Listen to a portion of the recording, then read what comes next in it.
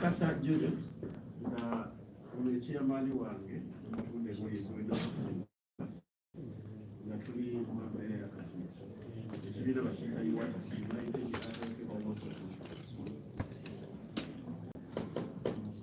My name is W. Francis, General Secretary Kampala Federal Advocacy Forum, and right now we are partnering with Kasita to complete this cause. You are not part of Kasita. I am not. W. Francis, come again on the title. General Secretary Kampala Federal Advocacy Forum. Kampala Advocacy Forum. Nimusuuzi.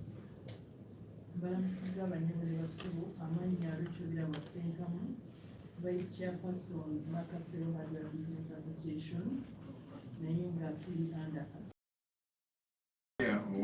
Nakasero Hardware Business Association.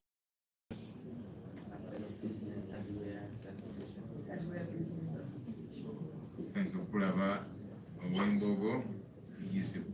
Amannya gange nze ntaleteddwa Chairperson ya Uganda, ndi musuubuzi wa oye ate era nga nze neebaza n'ennuupu eno kubanga nze njambaza obuprofiira obwo mwambala so mwebale kumpagira neewaddeyo Yegwe bulijjo poliisi ewamba ffenga gy'oli sapulaya yenze tolina musango gw'omenya okwasaganya ensonga ezo z'okwasaganya. so ekigambo ekyo yakitegeeza United Arcaders Traders Entrepreneurs Association Uganda. So ku nsonga eno tukwataganira wamu ng'abasuubuzi ebibiina twegasse wamu Kasita, Mteya, Kafo okulabika nti tutuuse eddoboozi lyaffe mutuyambeko kubanga nannyini mutu yakwata ewawunya kati mukwate ku bigere katukwate ku mutwe weewaawo. So tusaba wetuze wano tugatte eddoboozi eryawamu ate era munatusonyiwa na wadde tukyadde wammwe nituli banyivu mutwebuuzagana amateeka agatunyigiriza nga abasuubuzi gayitawa ate nga namwe mu palamenti mutuddemu. So awo wewattabula kubanga kati tulwana na policies ezitukuba nga zitwavuwaza nga bannayuganda ate nga namwe zibatwaliramu kubanga kati naffe tulwana wakiri basale ku musaala gwammwe tuwone ekibambulira ky'omusolo gwe batuleeta weewaawo asimbudde Chairman amaze n'atuuka siwootabadde ono alabika ye leader of opposition mu group yo enjogera gy'ayogera ya opposition netaayo giraba. Chairman, you have arrived, you have come nonetheless. We had started with quick introductions. You'll introduce yourself maybe first, then we'll see how we start. No. Kasita.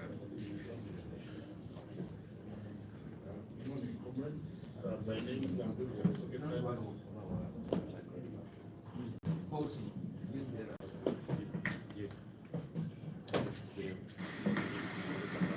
Morning, comrades.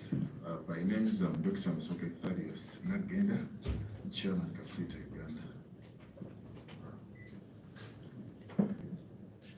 Okay, you'll keep that because you will do most of the talking. Again, we want to welcome the traders that have joined us this morning. As I mentioned in my preamble, I got a letter from the chairman expressing certain grievances that they do have as traders regarding or other issues, as they will explain. So I said, let's meet and we hear from them, because as legislators, we are their representatives, and it's important that we get feedback from them, and so that we can voice their concerns. So let me invite the chairman of the group to present to us that petition, read out the details you want to capture for us, and then we'll see how we proceed. Okay, I want to thank you, Honorable Leader of the Opposition, Gerald Sedney, for this opportunity which you have entered the business community. First of all, you have tried to approach different offices and agencies, but we are so humbled with the quick response to our petition. And several times we have tried to petition.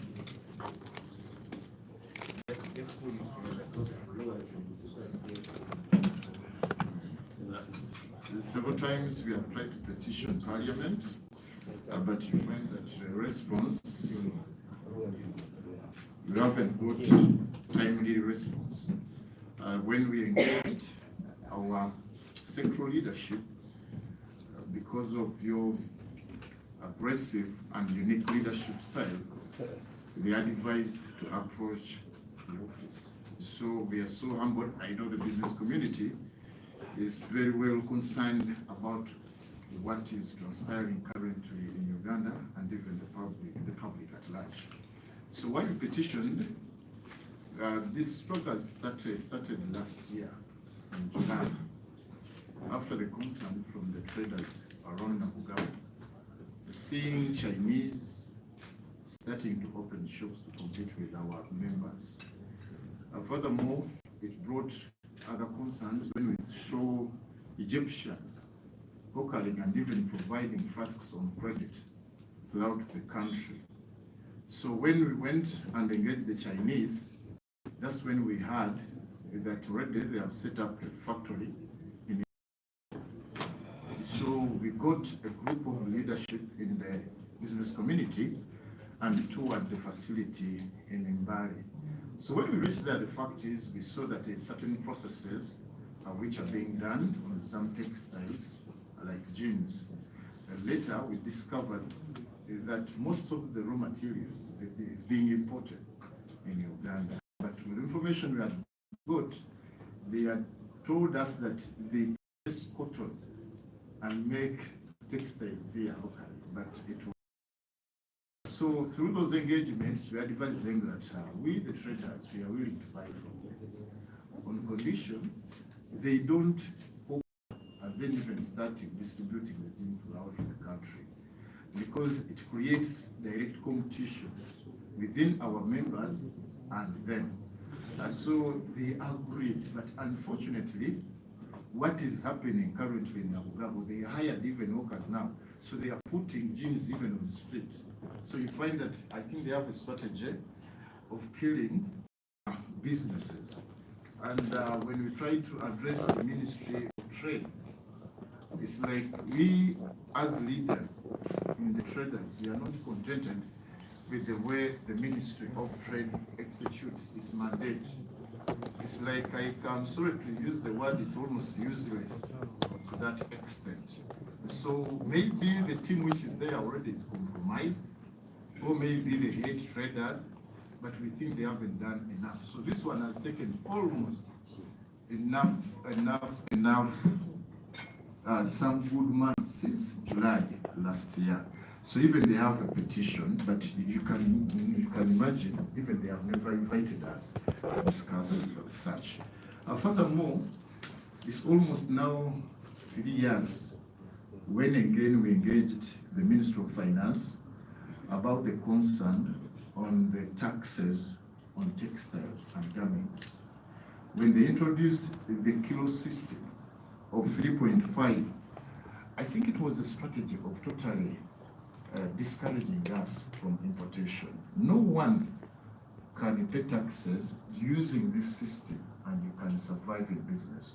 So we had arguments like there is no way someone who is dealing in garments, where you have now to sell clothes using the kilo measuring scale system, totally that was impossible.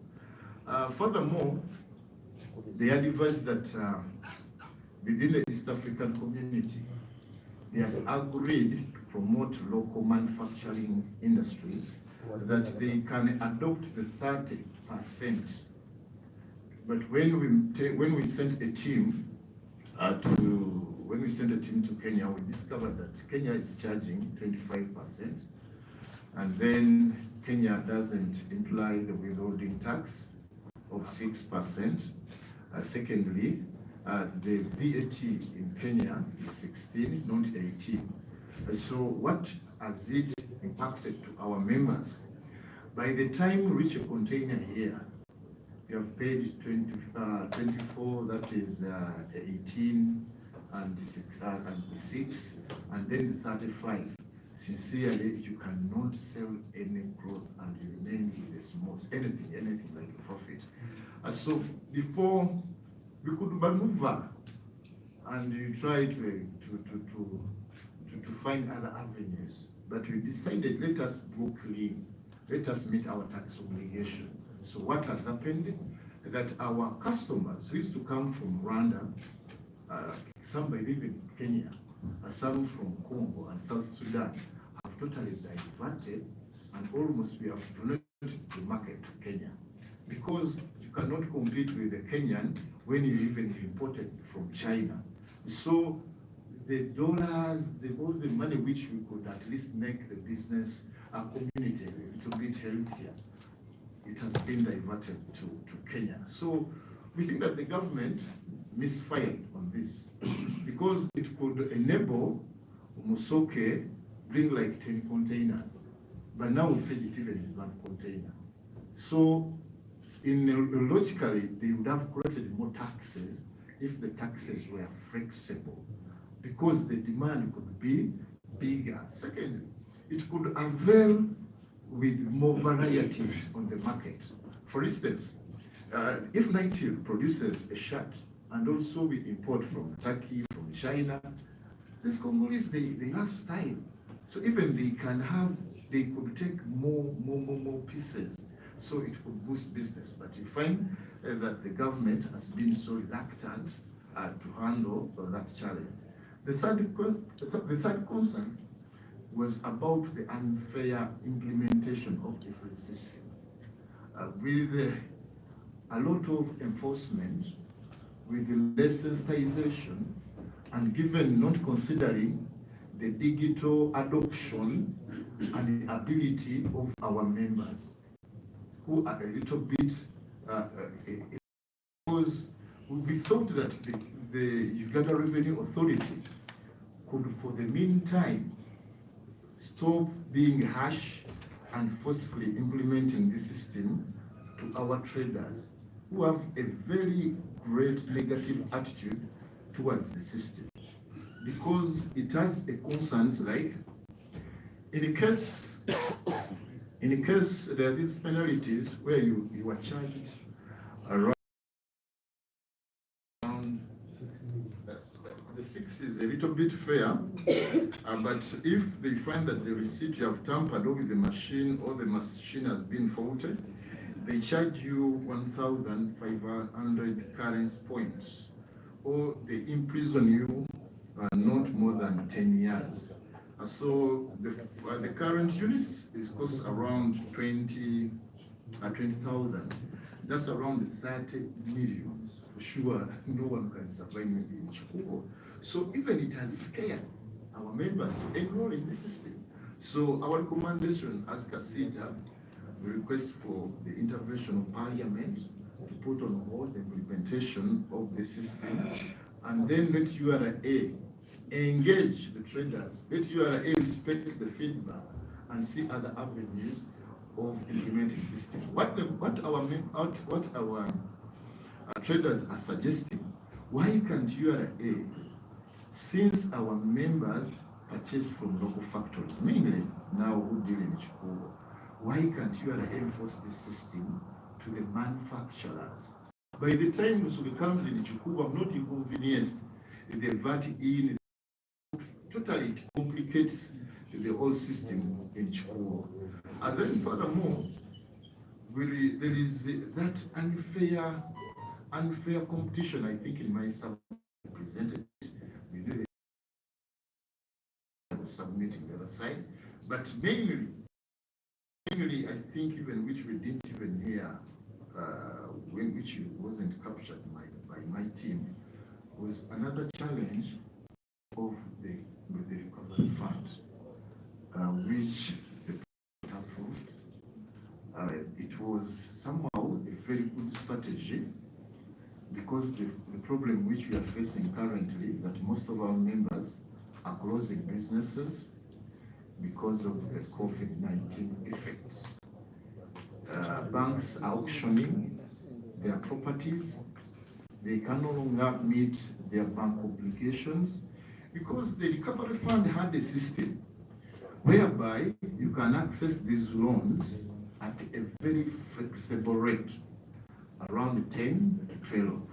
So they give you a recovery period. You are able to clear the other loan areas and even stabilize or start something